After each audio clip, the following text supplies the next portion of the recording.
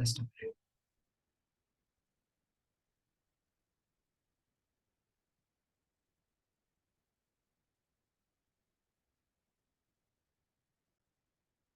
Okay. Yes, Galvin, Nabila, and Zaid, please turn on the camera. So first of all, okay, first of all, let's start studying the Rutherford model. So what is happening in the Rutherford model here? In the Rutherford model, we see this is the nucleus. We see that most of the alpha particle goes in a straight lines. Okay, most of the alpha particles are moving in a straight line. So what does undeflectedly? So what does it means? What is the conclusions? The conclusion is that if most of the alpha particles are moving undeflectedly, then it means that they are, we can say that atom is going to have large number of empty space, large empty space, not number. Okay, large empty space is present in the atom. If the sum of the atoms, because it is going to have some charge particle also, that this means this is the first case. The second was that some of the alpha particles are deflected with small angles. Okay, and some of the alpha particle get deflected to small angles.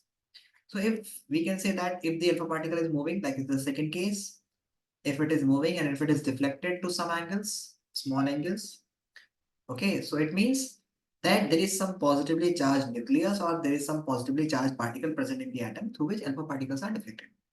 Because alpha particles are positively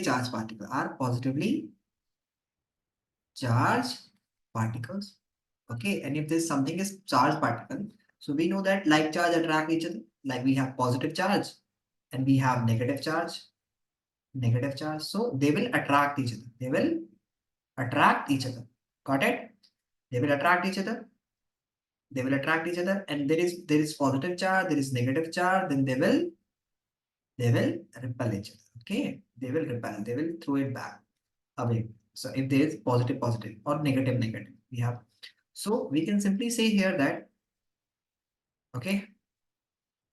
Okay, so we can simply say that if there is some charge, okay, charge particle present in the atom, and if alpha particle is passing through it, then we can simply say that it will be repelled out. And why we choose alpha particle? Because alpha particle is very small and gold atom is very bigger as compared to the size of alpha particle. So it can pass through the atoms because the size of the gold and that comparison to the size of alpha particle is very small. Okay, so when we move the alpha particles through this gold foil, okay, then most of the alpha particles, first case is that most of the alpha particle goes undeflectedly. Some are deflected at a small angle. Why? Because there is some positively charged particle present in the atom. There is some charged particle, like if there is some electron here. So if it is moving in this way, but it will attract it towards itself. So we can say that there due to some charged particle present in the atoms, the electrons are like positive and negative charge, or the proton and the electron due to the presence of positively charged particles. The alpha particle which are positively charged, they are deflected. Got it? Got it? Understood? Yes, sir. The next thing is that if we see that here like in the third case, we are just having the very small, okay, tiny nucleus, okay, and out of 12,000 alpha particle which are penetrating, okay, only one of them is penetrating back. One of them is So penetrating. what does alpha Sorry. particle? Yeah, most of means it is not penetrating, it is rebounding back. So out of 12,000, what is alpha particle? You are asking, Arya. Yeah, because I Yes. joined late, so I don't know. I have Actually, network issues. okay, let me explain you what is alpha particles. Actually, we have an helium atom, and helium is going to have, okay, helium is actually gas, okay, helium. So when we remove the helium electrons, it is a nucleus of helium. When we remove the helium electrons, then it will become helium 2 positive. This you will learn in this session also, that why if the some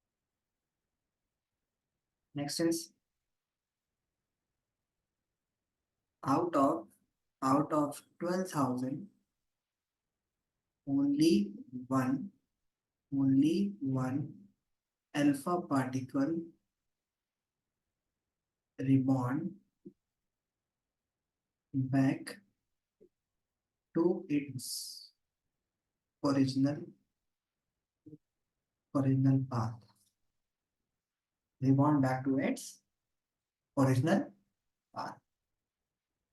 It means indicating there is something very hard and dense substance present in the atom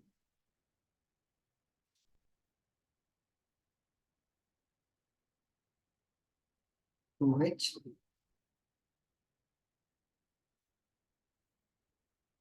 alpha particles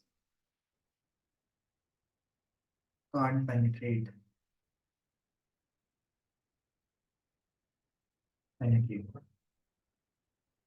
Okay, and here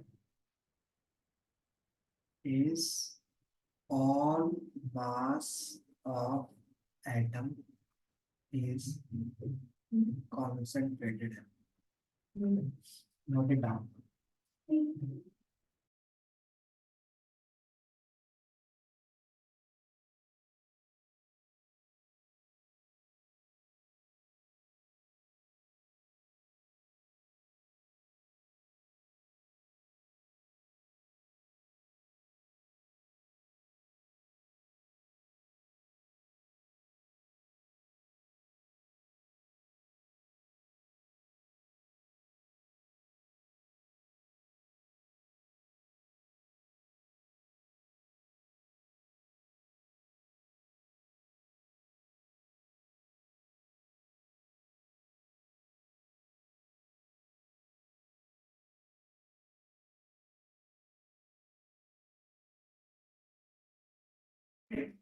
Noted?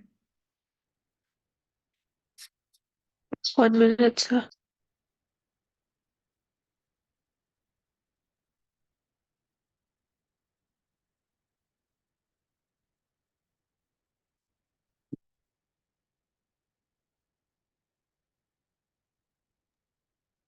Sir.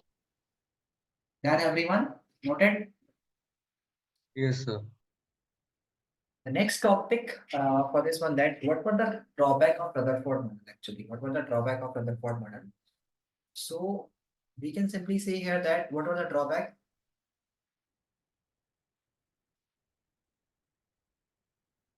Drawback of Rutherford model. So here, for example, if we have some positively charged particle present at the center, okay, and he said that first of all he gave the atomic model, and what he said before we study the drawback, let me study that on the basis of the theory that Rutherford has given. He gave an atomic structure. What he said that the atom in an atom, the nucleus is present in the center of the atom, okay, and the electrons, the negatively charged particle, revolves around it, okay. And he said that the total charge required by the electron is equal to the total charge required by the positively charged particle, okay, that is proton. So let you write it here from here, that on the basis of the Rutherford model, that what he said, that there is positively charged nucleus present in the atom, nearly all mass residue in the nucleus. Okay, he said that. Second, he said that electrons revolve around the nucleus in well-defined orbit, and the size of the nucleus is very small as compared to the size of the atom.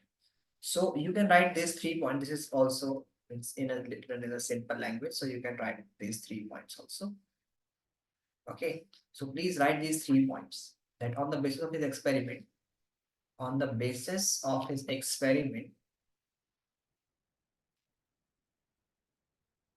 note these 3 points. on the basis of his experiment, Rutherford proposed the model of atom, which is having following features.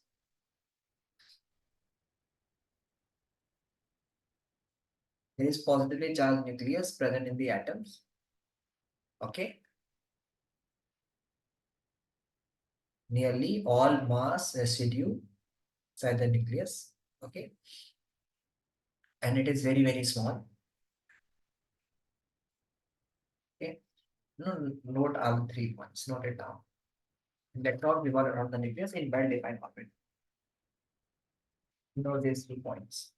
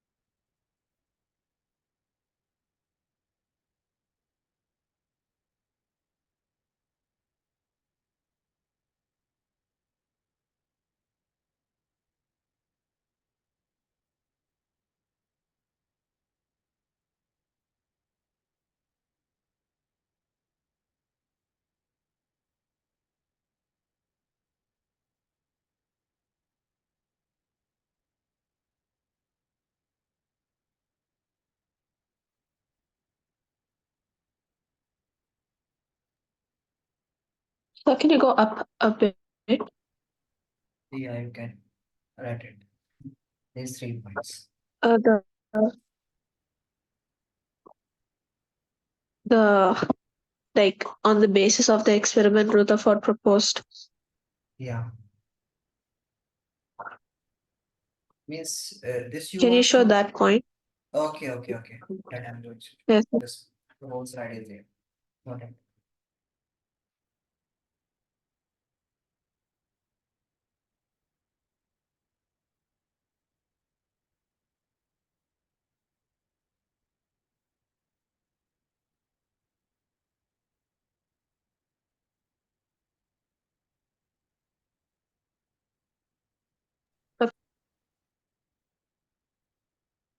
Done? Noted everybody? Yes. Okay. Now, what are the drawbacks of Rutherford model? Drawbacks of Rutherford model. Okay. What are the drawbacks of Rutherford model? Let me explain you here. Actually, he said that the nucleus is present at the center of the atom. Okay, and the electrons revolve in an orbit. Okay, so there was a theory that was given by the Maxwell, and Maxwell theory, according to Maxwell theory of, we can say that Maxwell has a theory, and according to this theory, it was also proved that when a charged particle, which is an electron, okay, and it is revolving around another charged particle, which is here positively charged particle, that is neutron. So it continuously radiates its energy. It releases its energy. It releases its energy. So for an electron, it will keep on releasing its energy like this. And when the energy is being released, then this is shorter orbit, or we can say that the orbit will become smaller in size. Like the electron is revolving. Okay, so it will continuously lose its energy.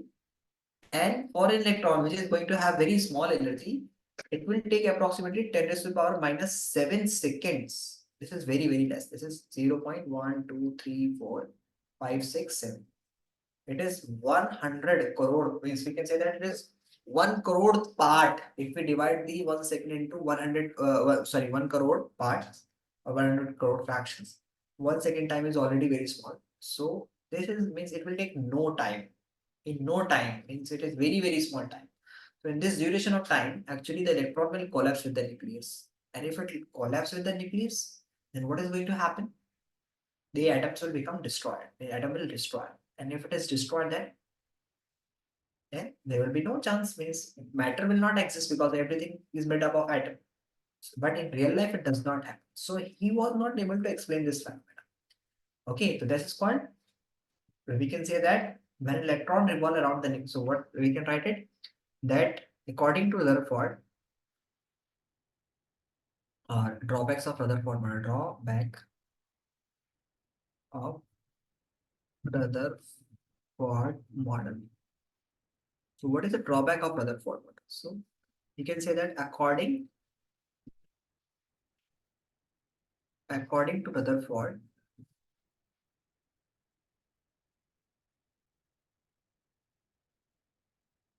if a charged particle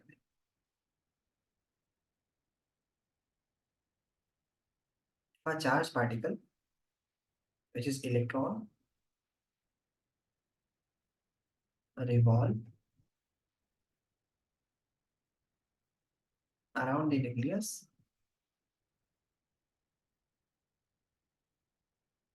then it will continuously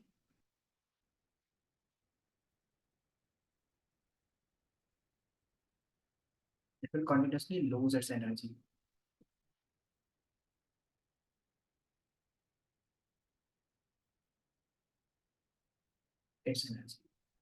And for an electron, it will take 10 to the power minus 7 seconds to collapse the nucleus. According to the Rutherford model, if a charged particle revolve around the nucleus, okay, then it will continuously lose its energy, and for electron, it will take 10 to the power minus 7 seconds to collapse with the nucleus and making atom highly unstable. But in reality, it does not happen. Okay. This thing he was not able to explain. Got it? Yes, sir. He was not able to explain that how they, if he said that electrons are revolving, that they will lose its energy. So note it down.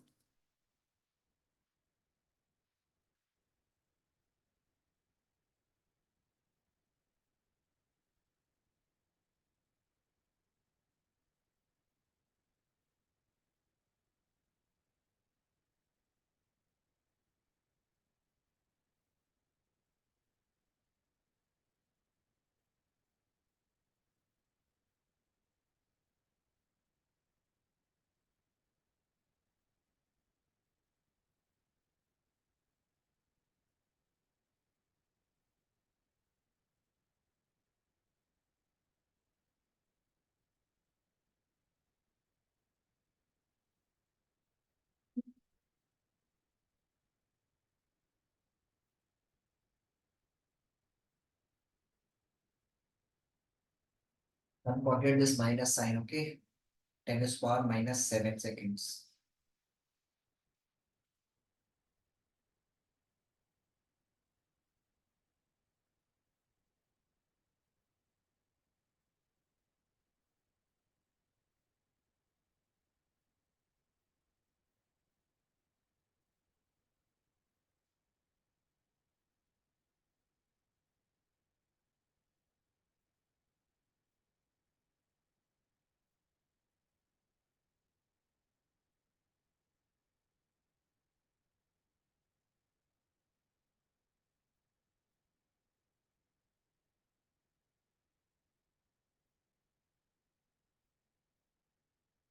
Done? Noted?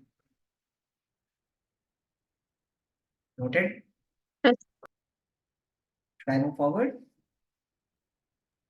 Yes, sir.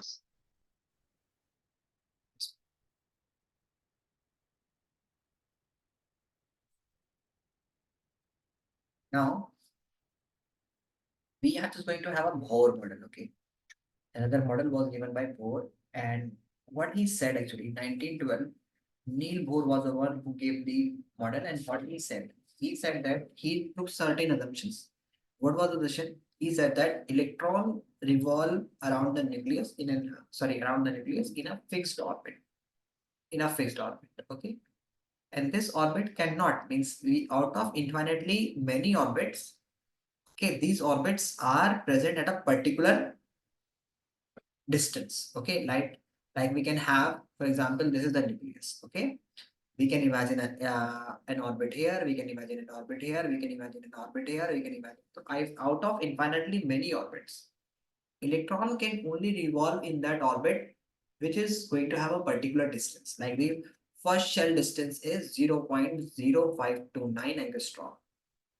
Okay, so we can say that for the first radius, or we can say that for the first orbit, we are just going to have a particular distance. That at the particular distance, this is the first orbit, and in that orbit, the electron is going to revolve. And at a particular second, orbit will be at particular distance. It cannot be anywhere where you want. No, it has a particular distance or a particular radius. Okay, from the nucleus, and where the second orbit can lie. Similarly, the third orbit, the fourth orbit, and fifth orbit. Got it? Got it? So what he said that electron revolve around the nucleus in a discrete orbit. Okay. And secondly, he said that and when it revolve around the nucleus, actually it does not release or radiate its energy. It does not lose its energy. Like in the previous one, we were saying that when electron revolve around the nucleus, then it will radiate its energy, lose its energy, and collapse with the nucleus. But Bohr said that no, accordingly he said that atoms or the electron in the nucleus revolve in an orbit, and in that orbit the electron does not release its energy. It does not release or radiate its energy. Got it? Got it? And these orbit out of infinitely many orbits, the orbits can be at particular. First orbit can be at particular distance, second orbit can have the particular distance, means particular radius. We cannot say that any radius the first orbit can be there. No, it has a particular distance where the first orbit, second orbit, third orbit can lie. Secondly, he said that there is the maximum number of electron that an orbit can accommodate. If we are saying that this is the first orbit, this is the second orbit, this is the third orbit. So he gave this by a formula, that is the first orbit can have the maximum, and this formula is given by 2n square, where n is the number of orbit, where the formula, the maximum number of electrons that a shell can have is given by 2n square, and that is, we can simply say that it is where n is the number of orbit, So if I talk about that, how many electrons the first orbit can have, to write the value n here 1 and then square, and you can write 2 into 1 square is 1 is equals to 2. The second orbit is 2, write here 2 square. So you can write it 2 into 2 square is 4 is equals to 8. The maximum number of 8 a shell can have is, second shell can have is 8. In the third orbit, the maximum number of electron can be 3 square. That is 2 into 3 is 9 is equals to 18. The fourth orbit can have 4 square. 4 into 16, 2 into 16, 2 into 16 is 32, and so on. So any number of atom cannot lie in the n orbit. There is a particular means we can say that there is a particular limit of the orbit that an electron that they can have the electron. So we can say that the first shell can accommodate maximum 2 electrons, the second shell can accommodate maximum 8, the third shell can accommodate 18, and the fourth shell can have 32 electron, maximum 32. 32. And one thing you need to note it down, this is very important and very specific, that if it is the outermost shell, then it can have, except the first shell, if it is the other shells, then it can have maximum 8 electrons, if this is the outermost shell. For example, like we are just going to have the electronic configuration that with the atomic number 20, means we need to fill the 20 electrons. The first shell, we can have the first shell that it can have 2 electrons. The second shell, maximum possibility is 8, so it can have 8. Okay, then 2 and 8, total 10. Now remaining 10. So you know that the third shell can have 18, so you can write 10 here, but it will be incorrect. Because if you put 10 in the third shell, then the third shell will become outermost shell. Outermost shell. And if it is the outermost means, so outer means, we can say that it is the last shell. Outermost shell is the last shell. So last shell cannot have more than 8 electrons. It cannot have more than 8 electrons. So what it will do? If it have 8 and no, it is not possible. So we will give 8 to it.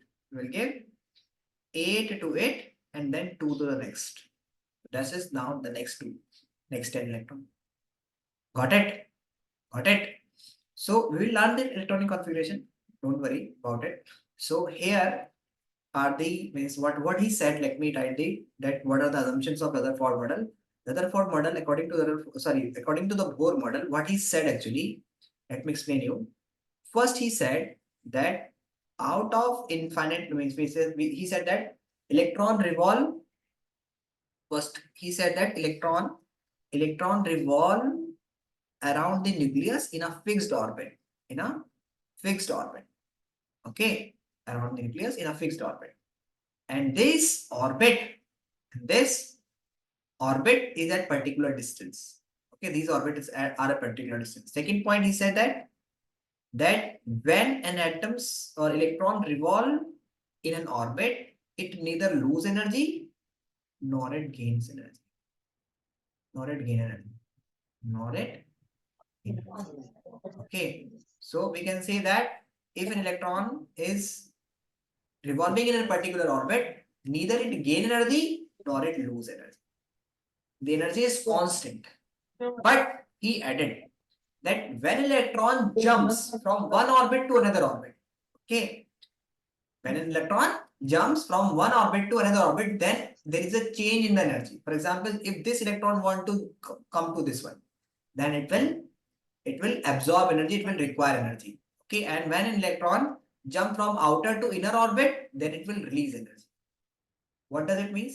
That for example, if the energy of this shell is 100 joule, for example, and if the energy of this shell is 20 joule, so if the electron wants to move in this orbit, then it will borrow or it will require 80 more energy, 80 joules more energy to become 100, so that it can revolve here.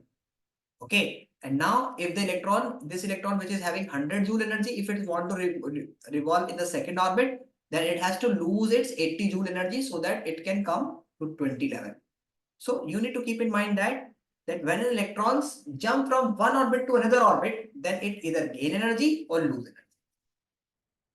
Got it? If it is moving from outer to inner, then it will radiate its energy, it will lose its energy. And if it is moving from tell me, from inner to outer orbit, then it will absorb energy. Like you have, let me give you the example of this one. Actually, what happens when you supply the energy to the electrons, then they jump from inner to outer orbit. But this outer orbit's electron, if you suppose this is the electron that come from inner to outer orbit, because you provide the energy to the electrons of the atoms. Okay, so it jump from here to here, let's suppose. Or we can have another example, like for example, if this is the electrons. Okay, this is the first shell, this is the 1, 2, 3, 4, 5, 6, 7, 8. Okay, and this is the third shell. This is the third shell. Okay, that it is. This is a shell. Now you provide some energy to this one, and this electron jump from here to here. Okay, because you provide energy. So I'm just keeping positive sign because you are just providing the energy. Okay, so when you provide the energy to this one, the electron jump from here to here. Let it jump from here to here. Okay, now it comes here. Now it comes here. Okay. Okay. Now again, when the energy is being stopped, means providing energy is being stopped, then it will again go back to its original orbit. Okay, because there is a repulsion between these electrons. These electrons don't want to have electrons from the inner orbit. because they just start repelling, because electron repel each other, so they will set it to go back into its orbit. So now you know when you have provided its energy, so it comes to this orbit. Now when it want to go back, then it will release its energy. And this thing happens in the radium. Radium, have you seen? When you put a torch on it, okay, when you applying the energy, light energy, torch, light is having the energy. So when you provide it, the electron jump from this orbit to this orbit. Okay, electron start jumping from inner orbit to outer orbit. But when you turn off the flash, then the electron start moving from outer orbit to inner orbit. And if they have absorbed the green light to move from inner orbit to outer orbit, then they will release the green light. That's why we see that these radium and the things that shines when we put the torch on it or light on it, and then we switch off, then they start glowing. So this means that first of all, when you are just providing the light, the electrons were jumping from inner to outer orbit, and when they were moving back, from outer to inner orbit, then in that case they will be releasing energy. If they have absorbed, because light has 7 colors, they can absorb a particular wavelength of light. Like they can really absorb the green light from this 7 color.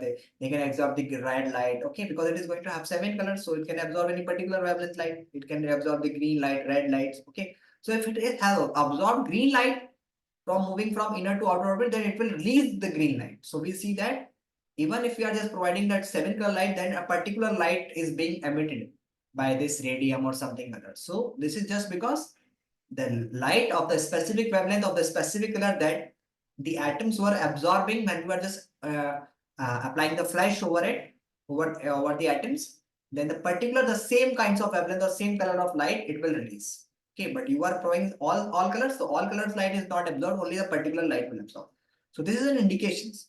This is the way that how can we prove that if an atom jump from inner to outer orbit, then it absorb energy, and then when it comes back, it release energy. So here we can say that what actually the Rutherford say that. So we can say that what he said, that only certain orbits known as discrete orbit. What does this mean? Only certain orbit, because we can imagine infinitely many orbits. Infinitely many orbit can be imaginary orbits. We can imagine one orbit here, we can imagine one orbit here. So out of infinitely many orbit, okay, let's suppose this is the particular distance where the first orbit can lie. This is a particular distance where the first orbit can, this is the particular distance. So out of this imaginary, this orbit and this orbit, okay, we will see that the first orbit, this is the nucleus. Out of, if you imagine here, the electron will not lie here, they will lie in that. So we can say that only certain specific orbit, or known as discrete orbits, electrons are allowed, or atoms can revolve inside it. Okay, are you getting my voice clearly? Hello. Okay. Arya, why you left the class? Sir, I have bad net. Okay, now it is okay. Yeah, I'm in India, so the net I have a bit issues. So when you come to India? I came on Friday. Okay, that's why I think the Indian, you enter the Indian territory and you are just getting internet. Yeah, I had to. Internet, I just got data. internet is very good, but you are not using. I think where you are living right now in India. I'm in Nasik. I did have Wi-Fi, but the thing is, I went out a lot, so I could not join classes because people kept in. Okay, okay, I can understand. I can understand this. Okay, so note it down, please. This one, note it down. So only certain special orbits known as discrete orbits of electrons are allowed inside the atoms. Okay? So out of infinitely many orbits, only certain orbits are there where the electron can.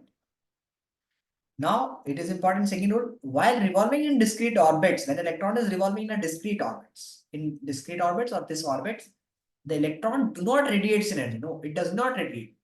The energy is fixed. Neither gain energy nor lose energy. Energy is emitted or absorbed by an atoms only when the electron move from one orbit to another orbit. When electron is moving from one orbit to another orbit, then its either gain energy or lose energy. So when it is moving, like you can see that if it is jumping from this orbit to this orbit, it is absorbing the energy. And when it is moving from outer orbit to inner orbit, then it will release energy. So make this diagram also. Okay, and write down these points. Note it fast.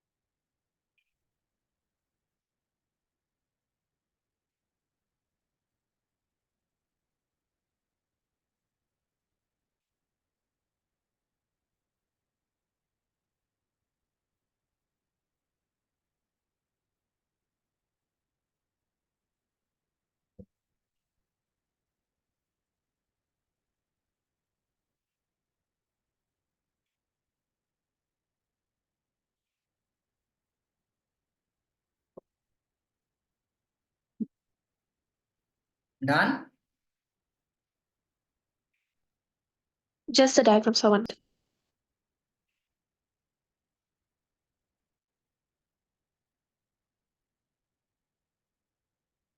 Galvin, is it your first class with me? Galvin, are you there?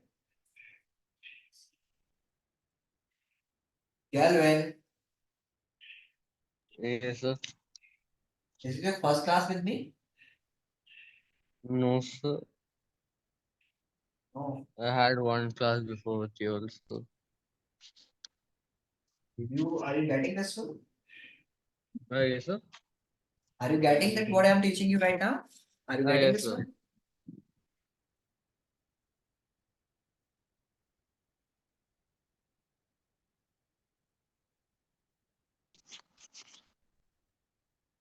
Okay, sir, done.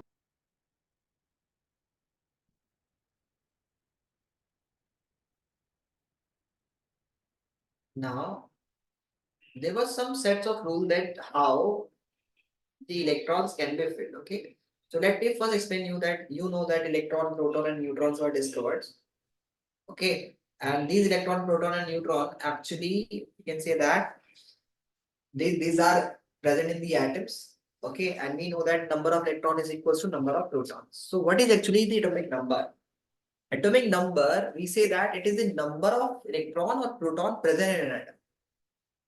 Okay, let me explain you that what is atomic number. So what is actually the atomic number?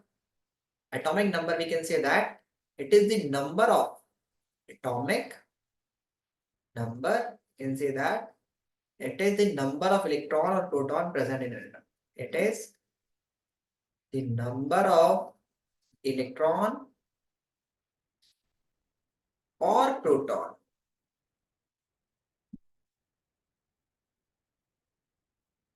or proton present in an atom. You have to write or, don't write and, okay?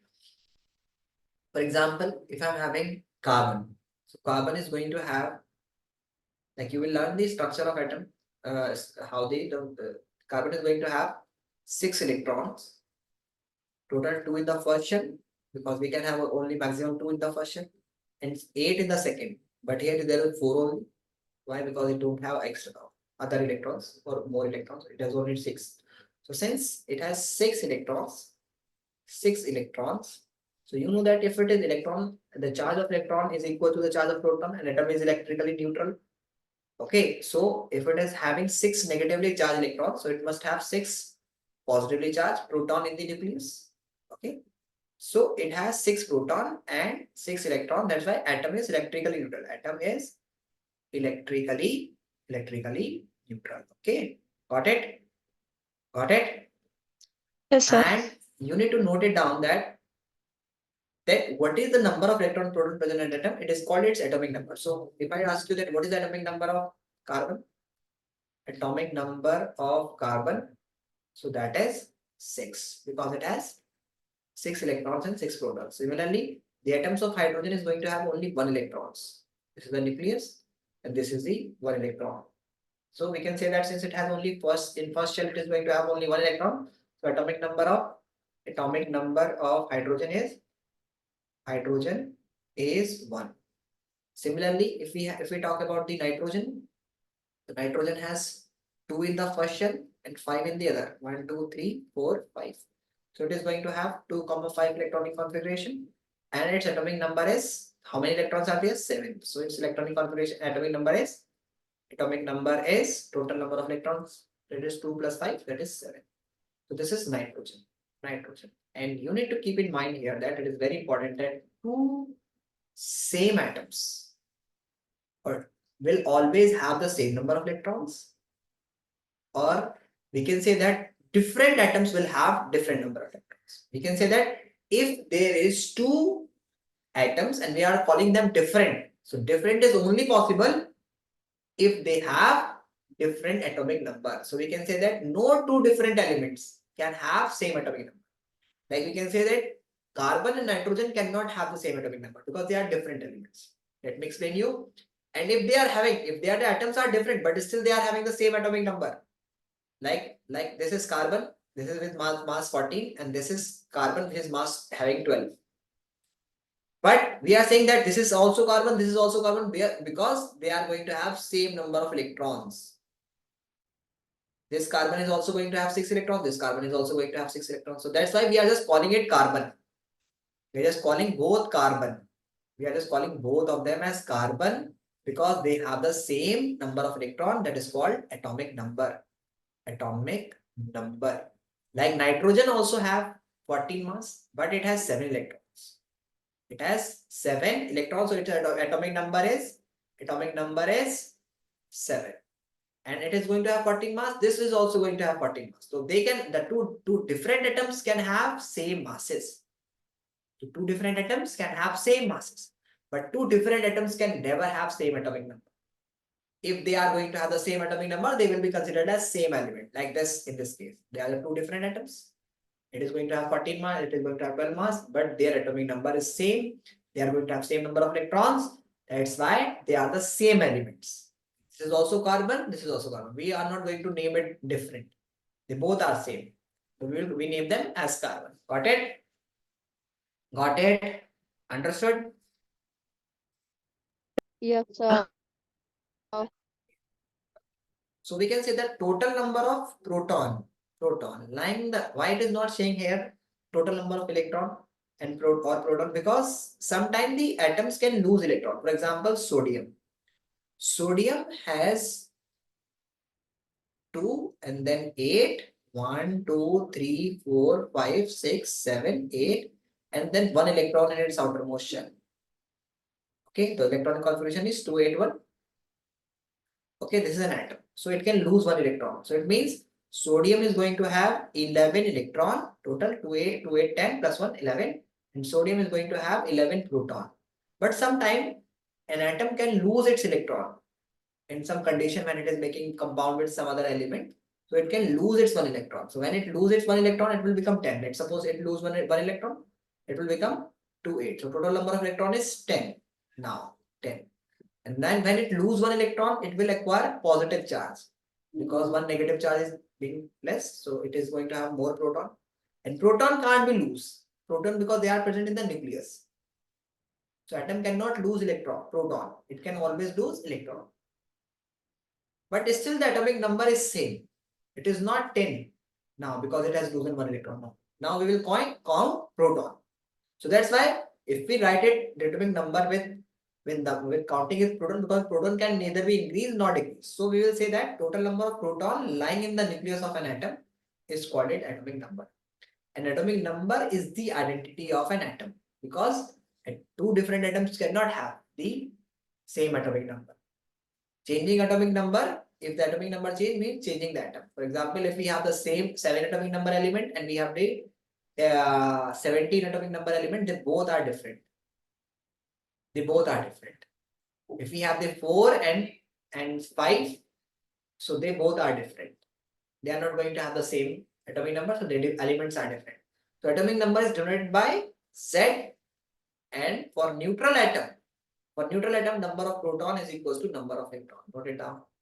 For neutral atom, number of proton is equals to number of electron. Got it? Yes, sir. Note it down fast.